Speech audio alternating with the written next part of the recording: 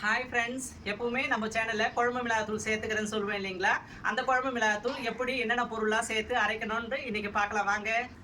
ஒரு சில பேர் பட்டை, லவங்கம், சோம்பு, அரிசி இதெல்லாம் சேர்த்து அரைப்பாங்க. இது என் ஸ்டைலில் எப்படி நான் அரைக்கிறேன்றது தான் இந்த குழம்பு மிளகாத்தூளை நீங்கள் பார்க்க போகிறீங்க. காரமான 1/2 கிலோ குண்டு மிளகாய் சேர்த்துக்கிறேன். 3/4 கிலோ தனியாக சேர்த்துக்கிறேன். 100 கிராம் மஞ்சள் சேர்த்துக்கிறேன். சுக்கு 50 கிராம் சேர்த்துக்கிறேன். மிளகு 50 கிராம் சேர்த்துக்கிறேன். சீரகம் 50 கிராம் சேர்த்துக்கிறேன். துவரம்பருப்பு 50 கிராம் சேர்த்துக்கிறேன். கடலைப்பருப்பு 50 கிராம் சேர்த்துக்கிறேன். இப்படி கருவேப்பிலை சேர்த்துக்கிறேன். 50 வெந்தயம் சேர்த்துக்கிறேன். பெருங்காயம் சேர்த்துக்கிறேன்.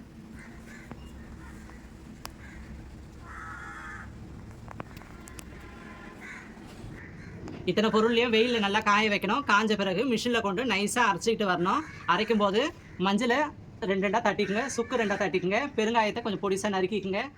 மிஷினில் கொடுத்து நைஸாக அரைச்சி இதை மாதிரி ஒரு பாக்ஸில் ஸ்டோர் பண்ணிக்க ஃப்ரெண்ட்ஸ். 1 மாதம் ஆனாலும் உங்களுக்கு கெட்டு போகாது.